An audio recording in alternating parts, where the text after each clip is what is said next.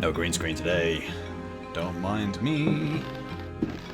Whilst I just take this book.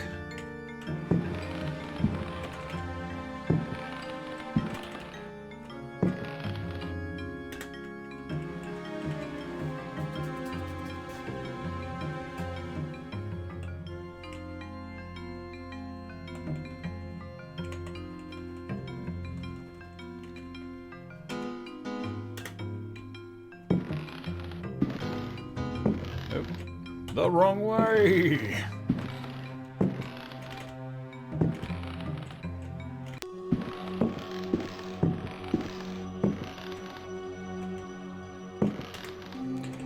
Put down the lantern thing.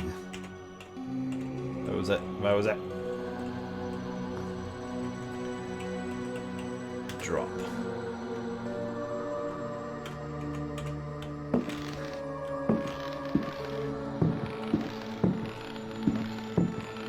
Leg it up here. As we saw before we died. There is a door.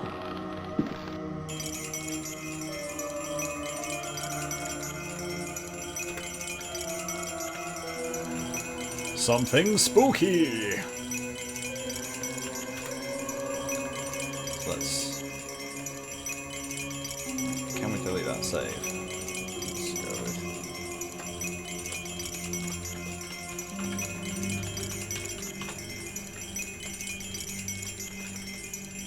Ah, what?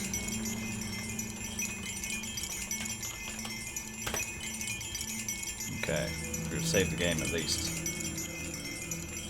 You find a talisman. Found. Why is it doing? Why is it doing that?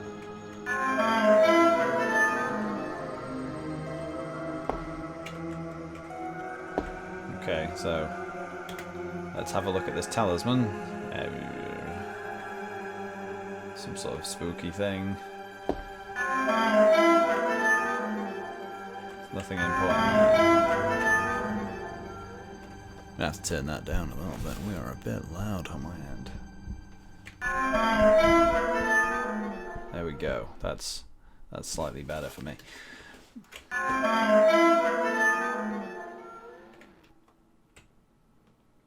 You find a dagger. Another dagger. Another dagger. A piece of parchment. A piece of parchment. And a book. And a book.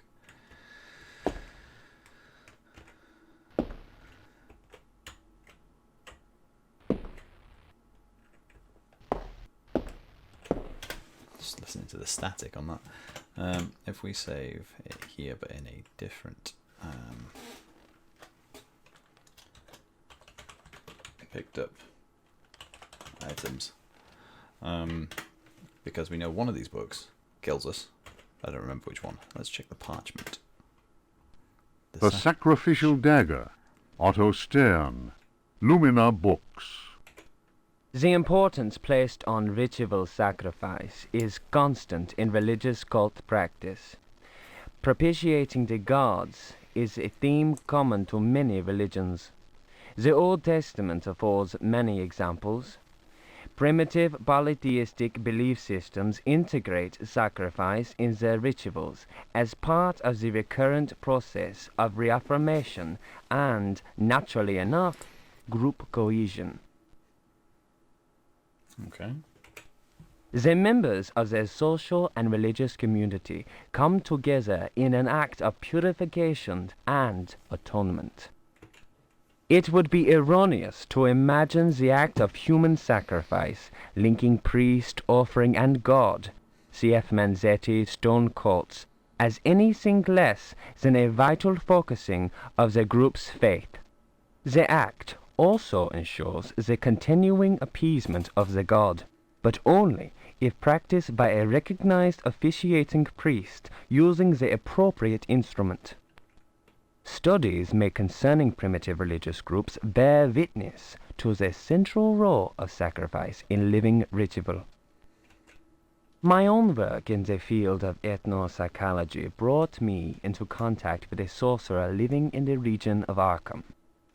He introduced me to the rite of steel, linked to a ceremony known as adoring the black goat of the woods with 1,000 youngs. The god being adored is known as the vagabond. Here, the dagger's role, which allows the life breath to pass from one dimension to another, is essential. The vagabond is a frightening figure, being able to move where he wants and to kill those who have displeased the goat god, for whom he acts as a go-between. The goat is clearly a fertility god. The priest, having spoken the invocation, must choose the appropriate dagger for the sacrifice. The knife with a sinusoidal blade that must be dipped 7 times on night when the moon is full in water that has been distilled 100 times will be laid aside, since it would send the vagabond back into his own dimension. See illustration. The priest will rather choose the dagger with a curved blade. That is more appropriate for slitting of the lamb's throat.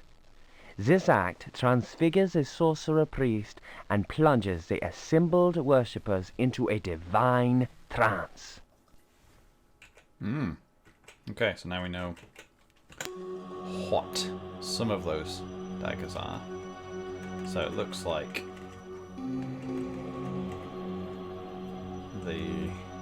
that one will kill the big bad, maybe?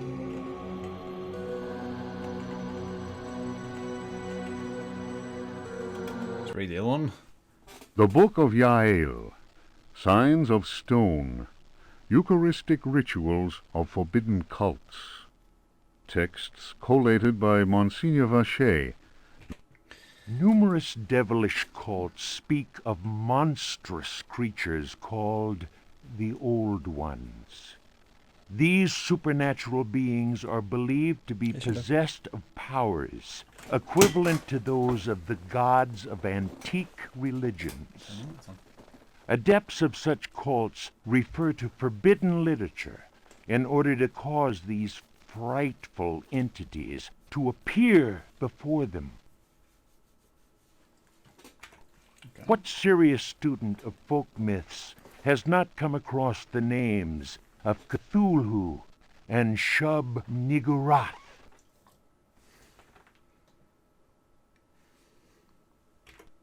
It must be said that these creatures wield tremendous power and are difficult to control once they have been unleashed into the world. Those who serve He who goes in shadows protect themselves with signs of stone carved into the walls of houses or engraved on various objects. For those misguided servants of evil, the best protection appears to be that afforded by the sign of the most ancient gods, engraved in Manar stone, a heavy material said to be disagreeable to the touch. That'll be that talisman we picked up. The sinful practices of those who fall into such errors can only lead to the darkest of despair, and are a mortal danger to the soul. Such monsters as those invoked by these foolhardy individuals are engendered when reason drops its guard. Man is easily tempted into perversion. It is why we must forever remain alert and renounce Satan with each breath we take. His ways are infinite in number. Okay. So, signs and rituals, a sacrificial dagger, a broken talisman, a broken saber.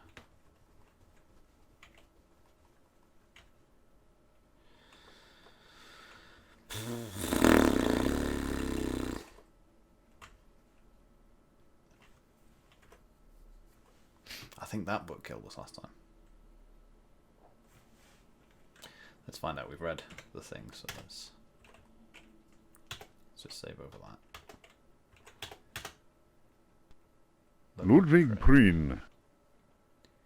Nomine invocatoris si non sanctificatus es cave.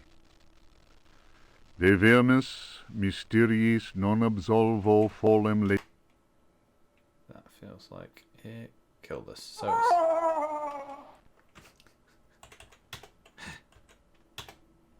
So that one killed us. Don't read that one. Let's read this one. Juan Luis Jorge, De Bibliotheca. Reflections on the power of the verb in certain texts. Translation does not alter the occult power contained within such forbidden texts. The malevolent energy is in no way diminished. The spell must be cast aloud and clearly, in certain languages or little-known dialects. Maglafar Fathang. Okay. The reader will understand that, in the light of these revelations, I would be foolhardy to continue quoting from the text I have before me. If spoken aloud in its entirety, it would surely awaken powerful and malignant forces. I will go further and say that simple reading of some of the more technical passages describing specific practices is in itself a perilous exercise. The ill-prepared reader can easily fall prey to attacks of demented hysteria, not unlike those described in cases of individuals said to be possessed by evil spirits. I recommend the study made by Zempf, Urbain, Grandier, and Loudon, and the reports made by the Reverend Richard Price concerning a number of astonishing, to say the least, exorcisms carried out in a parish near Providence. Given what I have written, we must be grateful to the librarians of the British Museum, who have never allowed consultation of the work of Al-Azif's startling work, the infamous Necronomicon. Copies of that work do exist, in spite of the zeal of book-burning inquisitors. For proof, we need look no further than the British Museum, of course, and the sealed archives of the Miskatonic University in Arkham. Other examples of books whose evil can be unleashed by any thoughtless reader are von Jutz's von Unersprechlichen Kulten and the abominable De Vermis Mysteries by Ludwig Prien, whose sordid death should be a lesson to all those tempted by a study of the occult. Don't read the book, basically. Squeak, squeak. Is there anything else?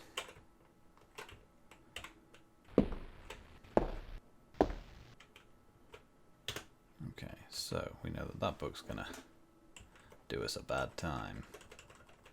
We have this talisman that should keep us safe from something.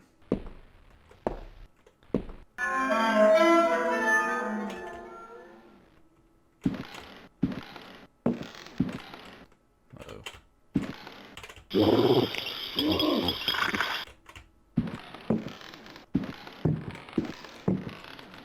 Run away from the ghost.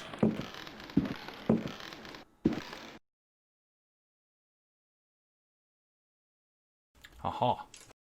We can kill it with this.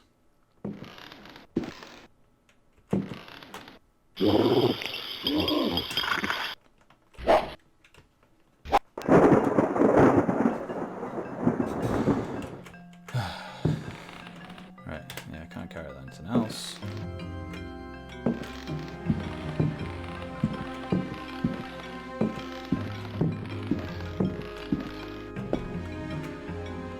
So this is like a protection from evil thing. So we should be able to read these books.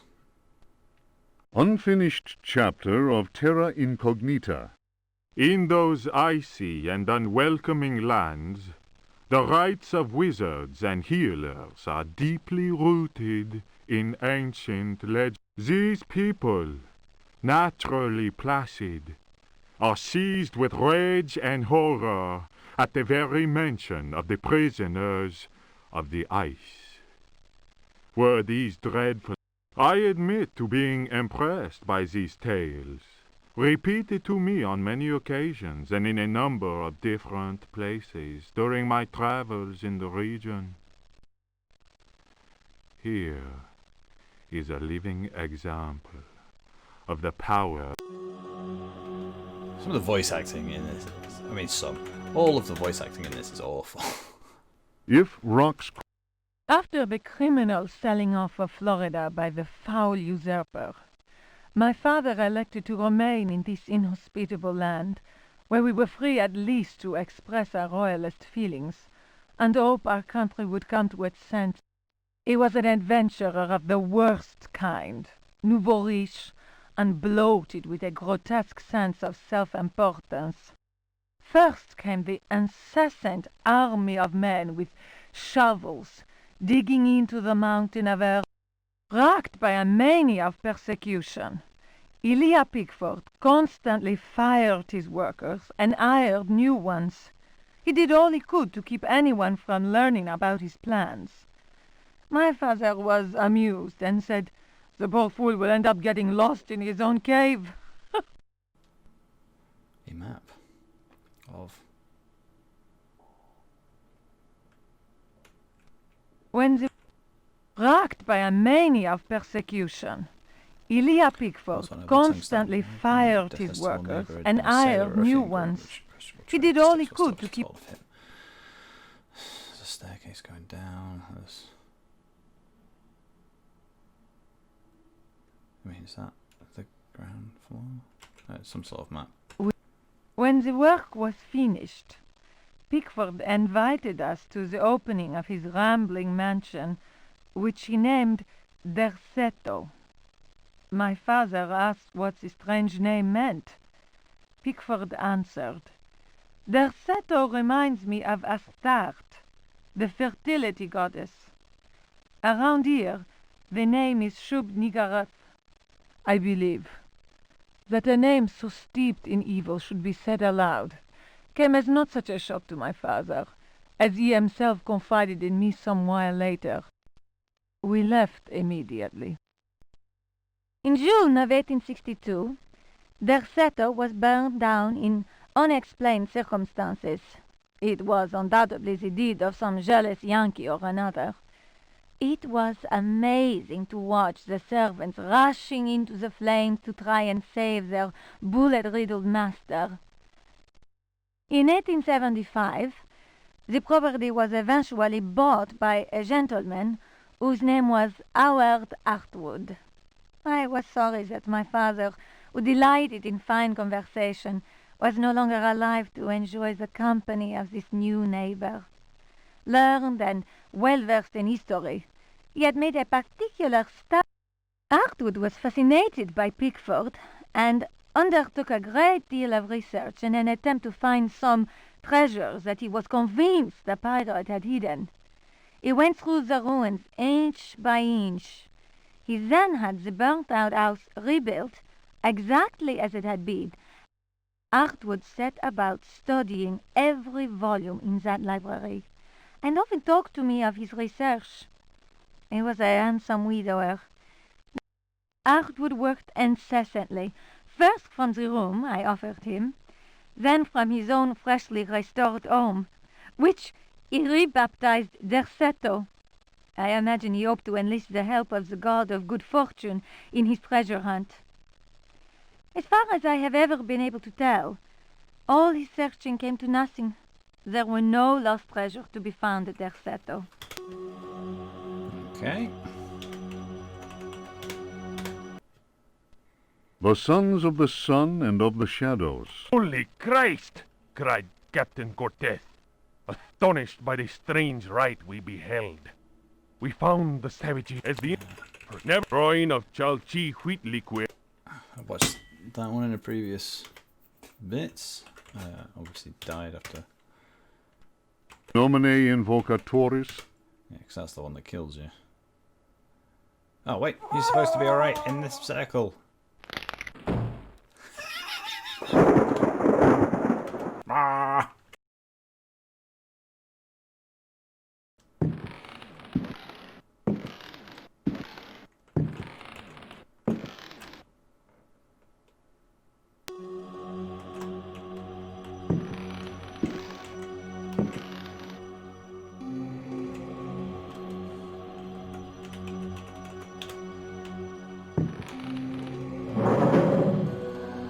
Ooh.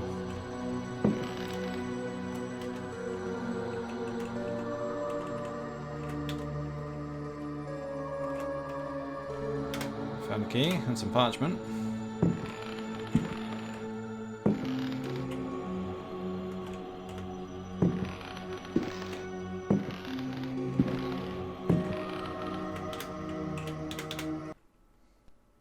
The creatures of night. Of monstrosity. You who read me know that night engenders monsters. Unhappy he whose eyes alight upon that of the pit.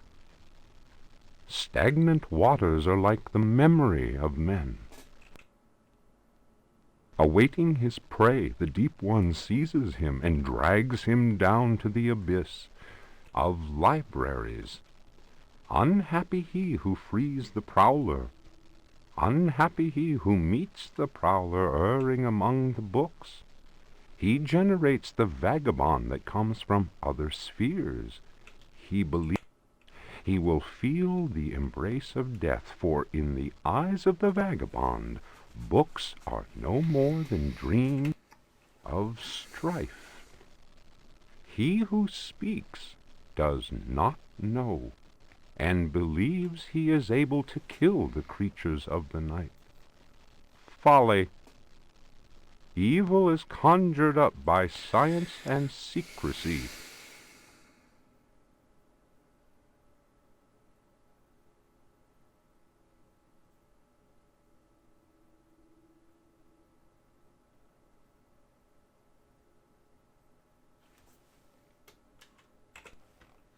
He who prowls among books will perish by the blade. He who flies in the dark caverns will scream of death. There are domains more terrible than death. That is not dead which can eternal lie. Each creature is conjured up and is not dead, but returns to the origins. A monster, a science. Steel kills the vagabond who never dies. Translator's note. Here ends the manuscript of Hubertus. Okay.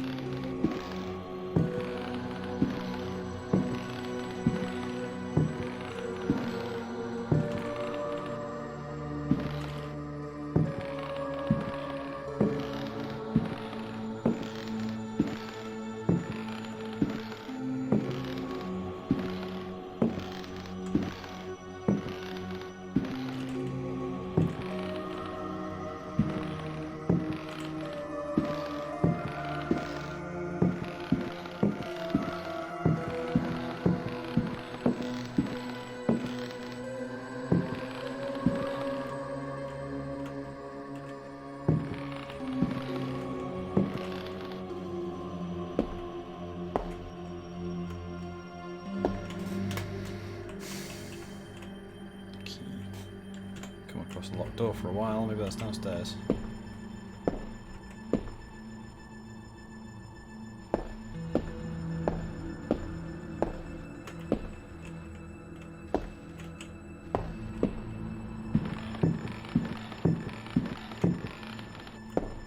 Got a cupboard, got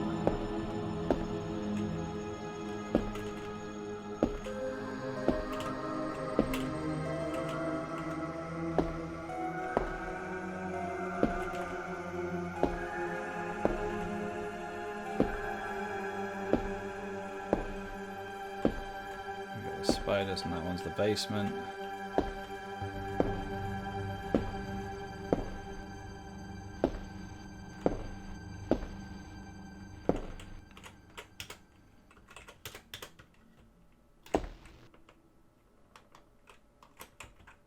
Is this the correct key?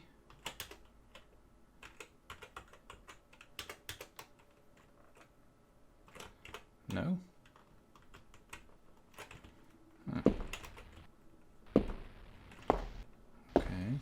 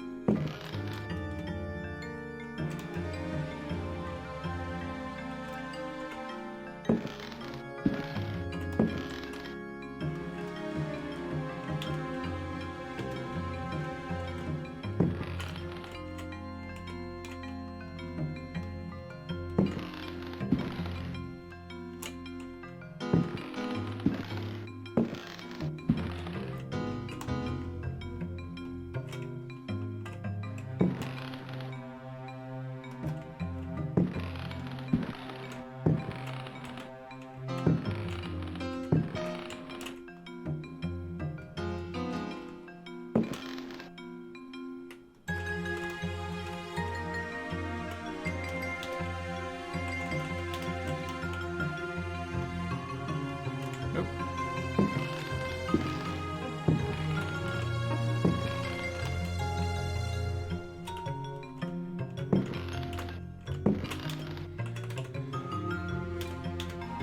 No.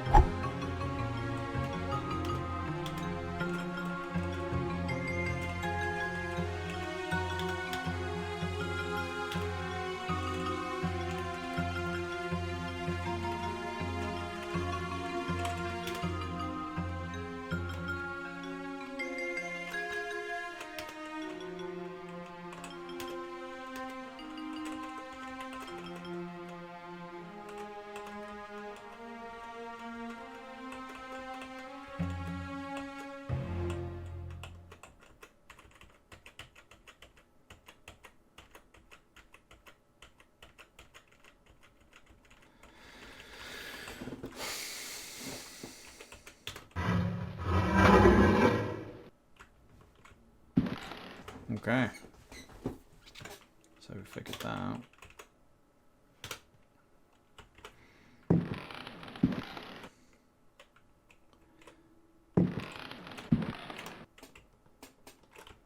So that's at least a way forward. I still don't have that sword. Maybe we just say suck it and we leave it. Let's figure it out. Let's figure it out.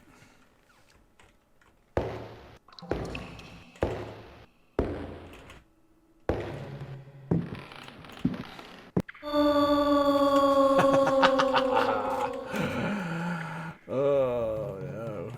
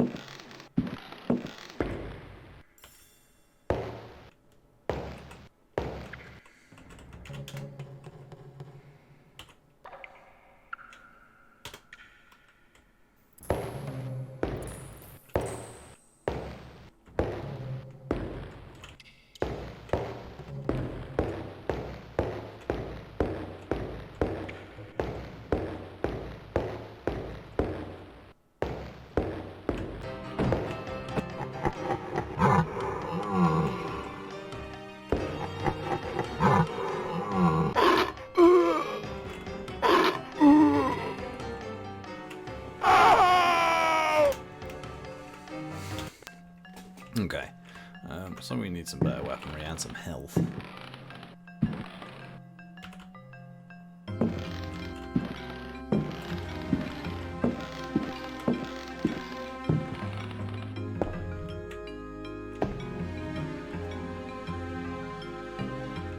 Fine.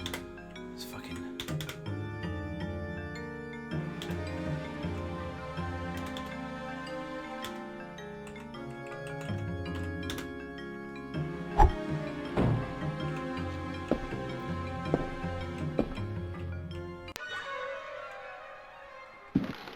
Just those doors I want to get through. I want to get through those doors, yo. What if we save the game?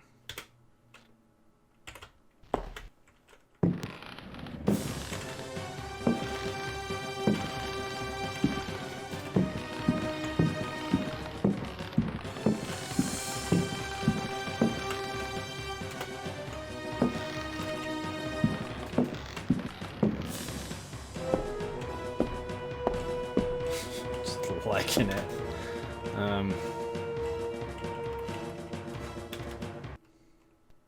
Daemonia put.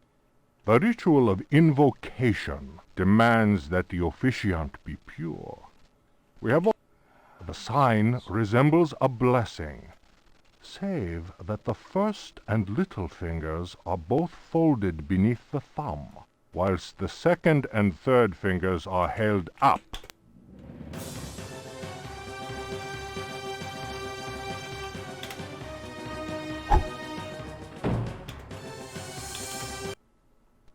The tale of Captain J.W. Norton of the Army of the 1862.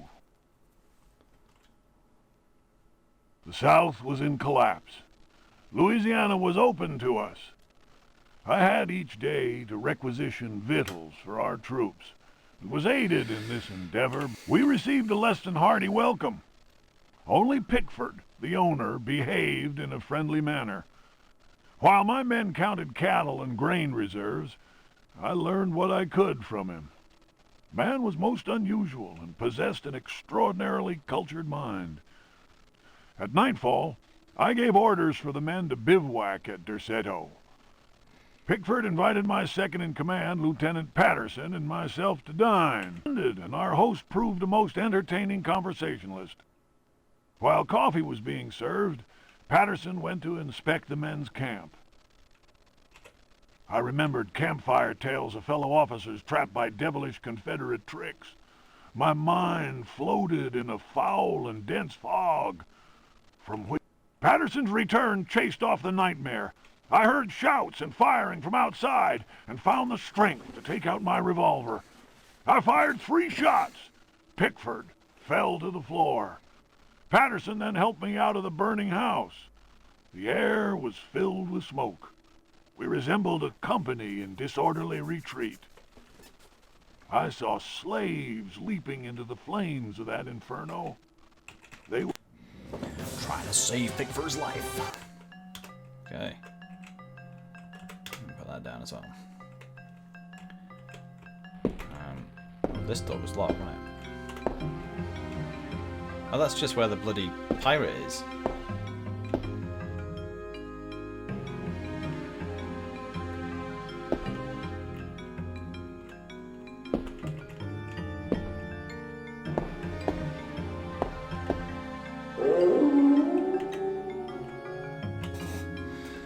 So I need a better weapon. So that's the ground floor. This is the first floor, meaning there's a bedroom on the second floor that apparently has this fucking statuette in.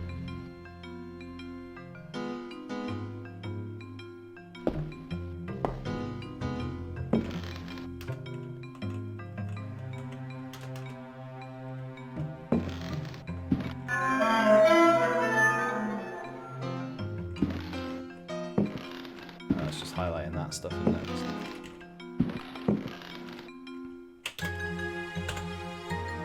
No. Where was the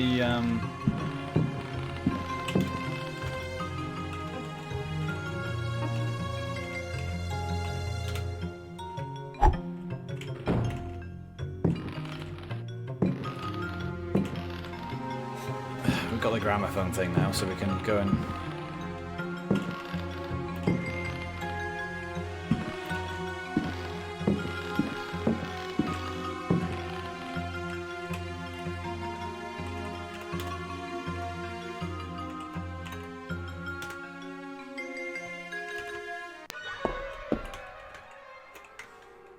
take the jug. We have the jug. Don't know what we need it for, but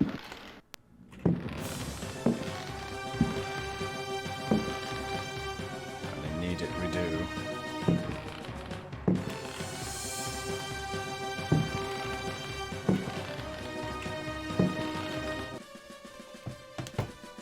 Aha.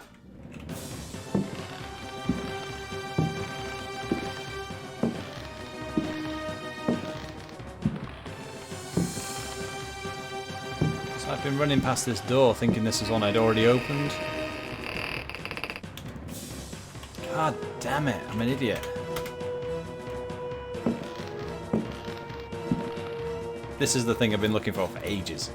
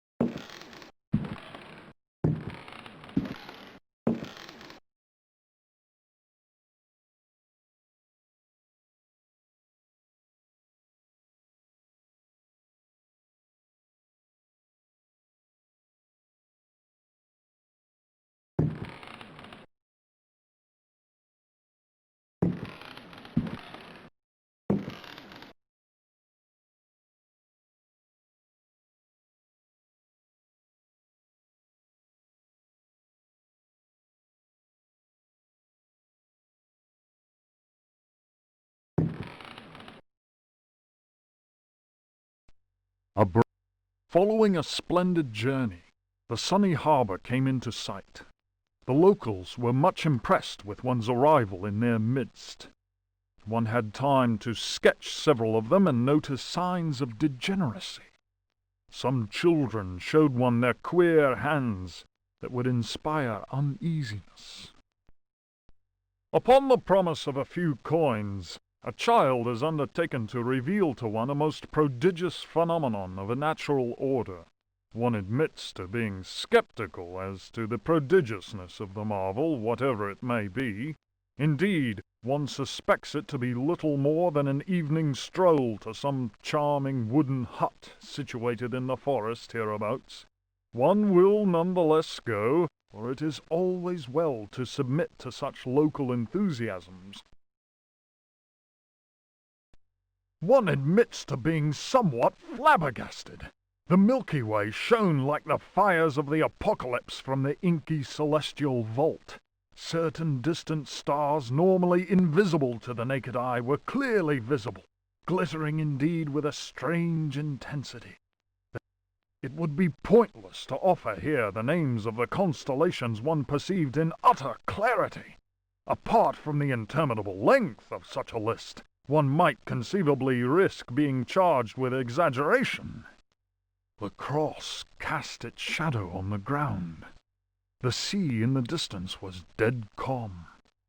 Tonight, one will return to that spot and draw those stars. Tomorrow night, one will at last see Halley's comet in all its brilliance. The drawings will, one is convinced, set light to the sun. Such a moon! One lost count of the craters, so sharply was their definition.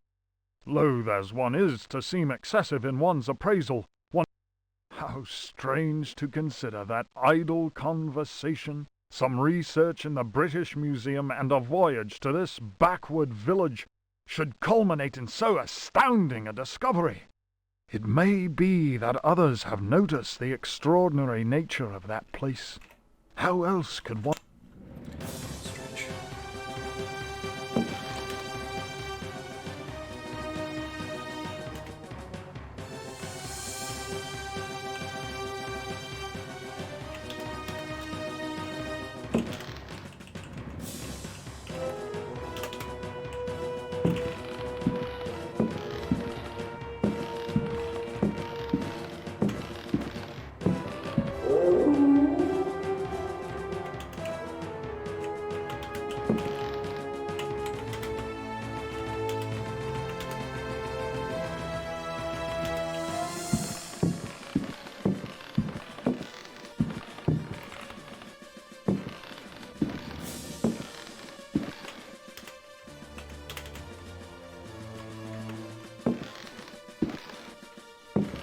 It's the door. I'm stuck in a corner.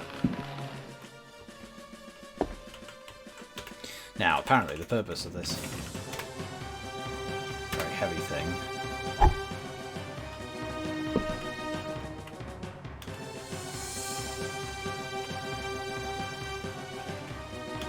is to throw it at this statue.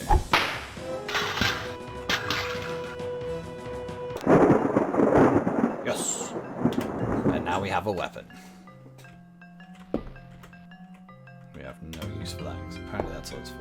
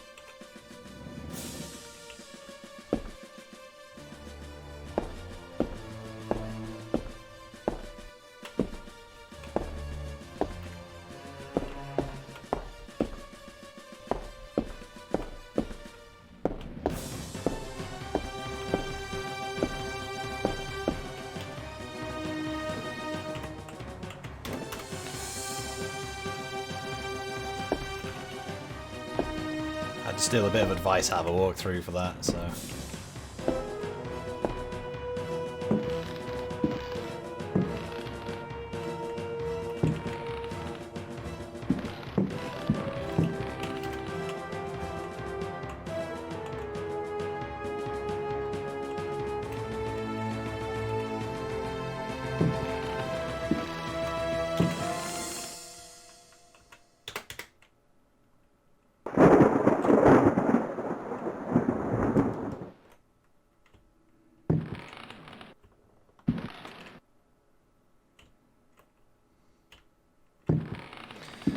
Go.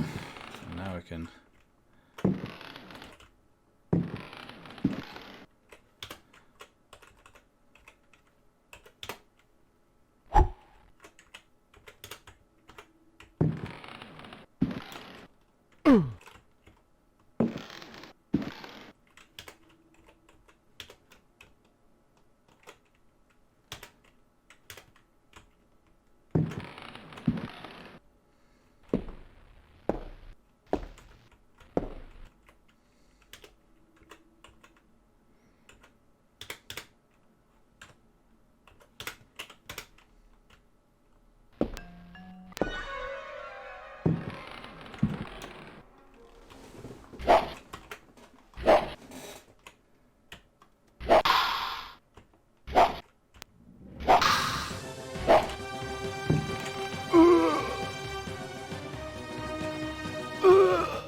Come on.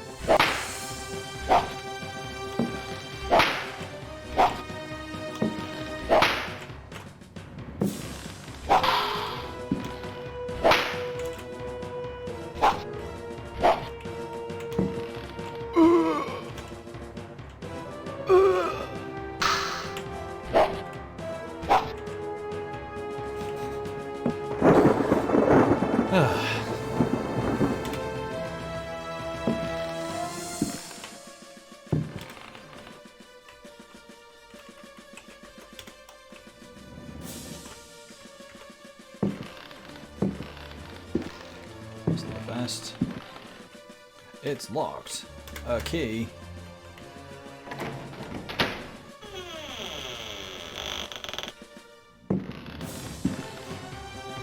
Aha.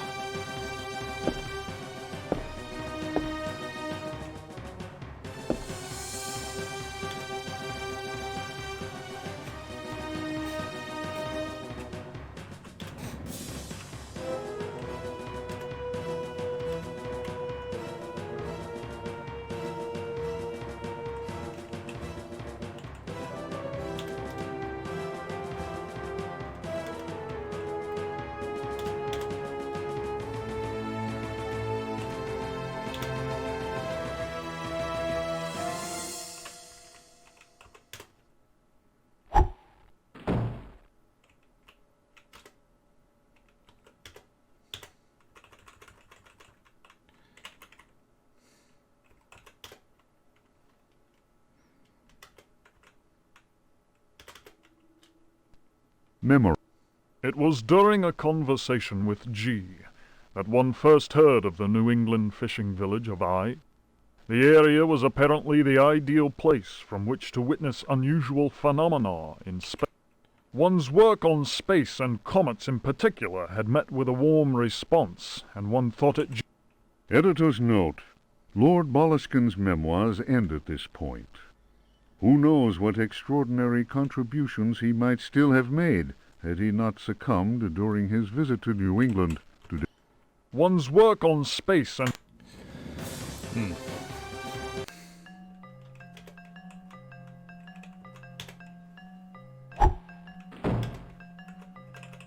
What shit have we got in here we need to get rid of?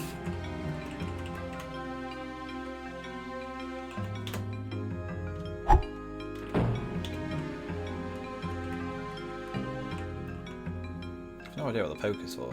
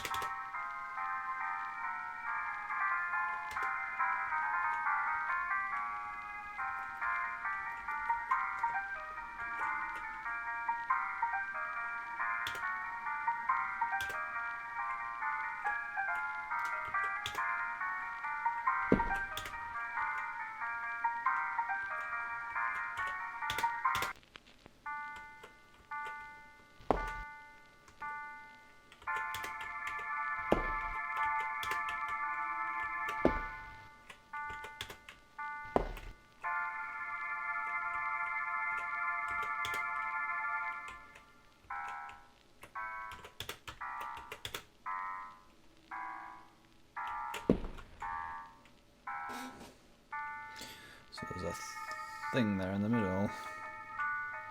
I said dance macabre, isn't it?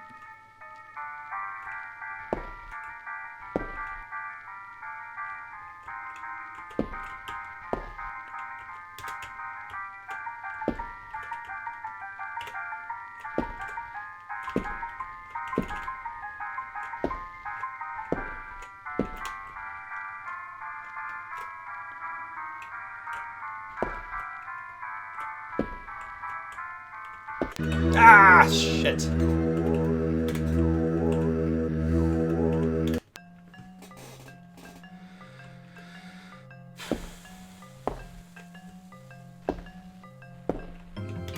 Get rid of any shit we don't need. Throw that.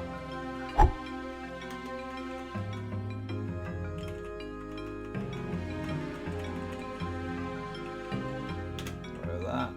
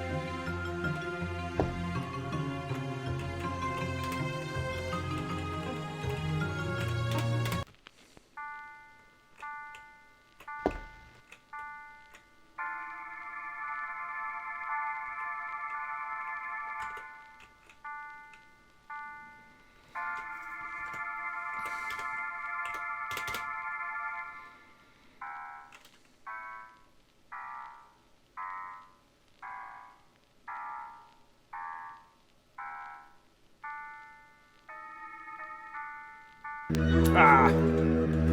Thought I was going to be alright there. Damn it!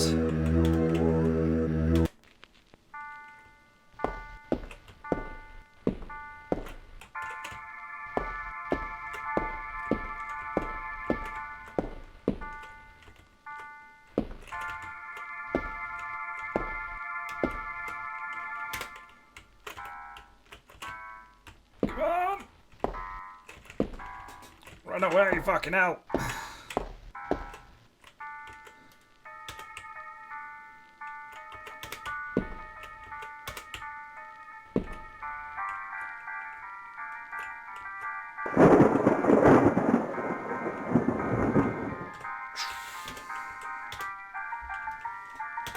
Okay, I've got this key. Where the fuck does it go?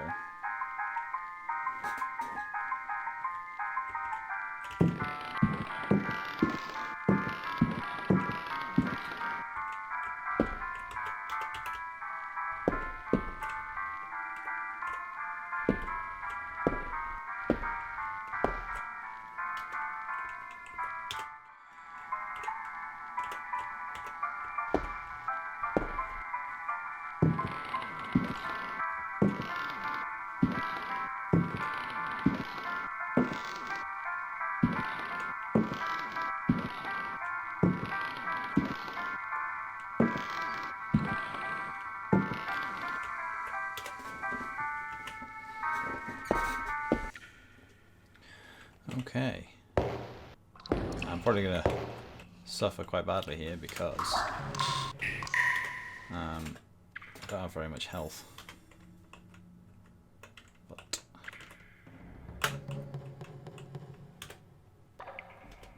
so, we have a key, we have a sword, well, daggers.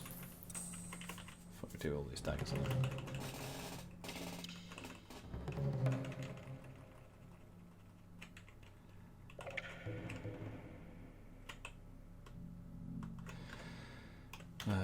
We'll have this sword.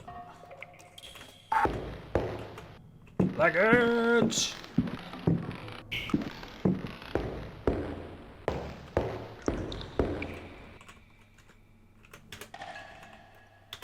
So game.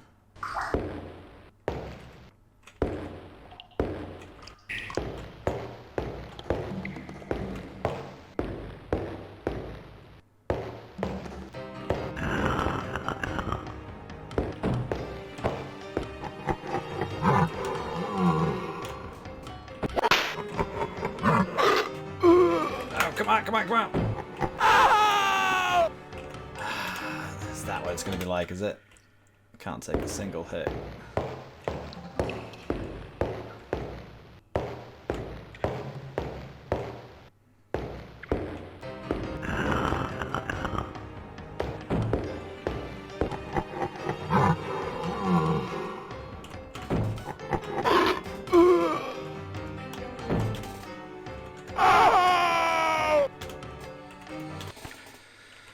Oh, this is going to be painful, isn't it? We're going to have to try the gun, aren't we?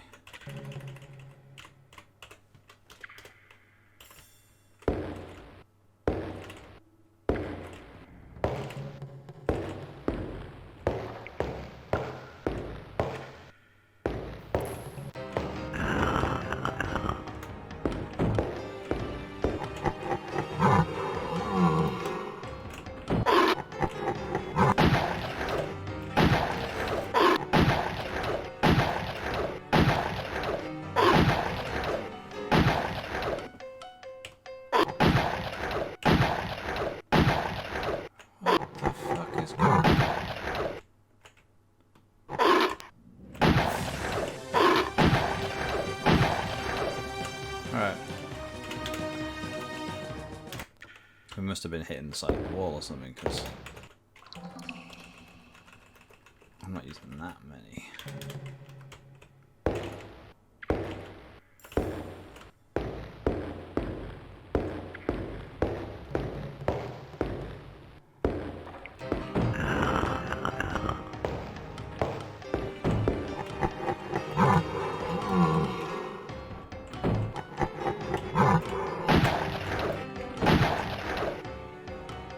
Is he down?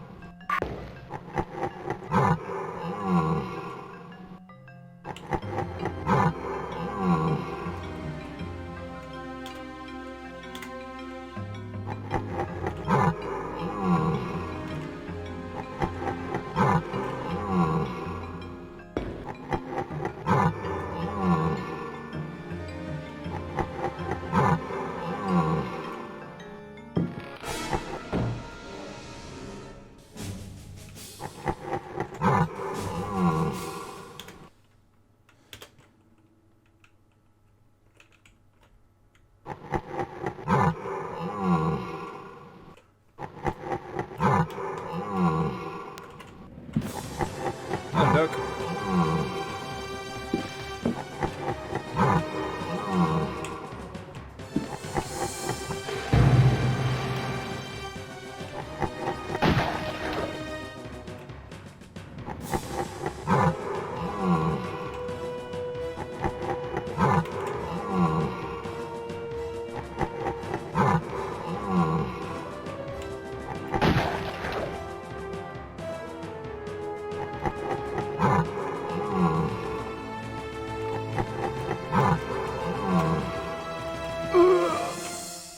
Hello.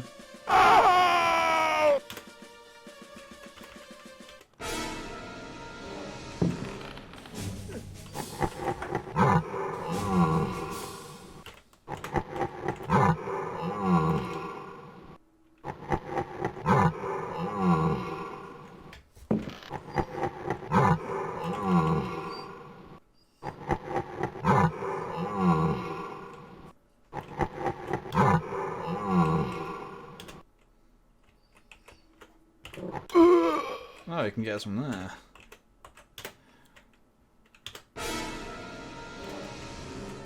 Did you notice that there's a jump button?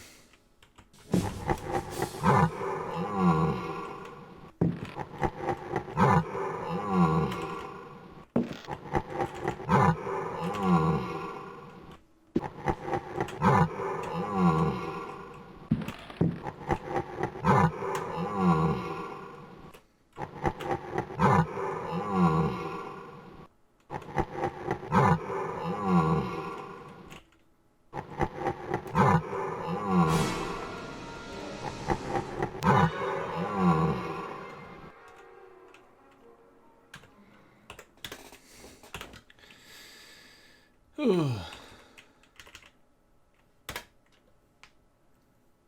I'm gonna call it there for now, I think.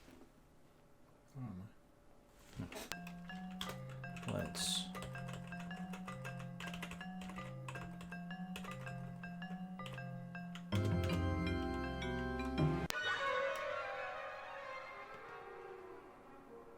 the bloody hell is that?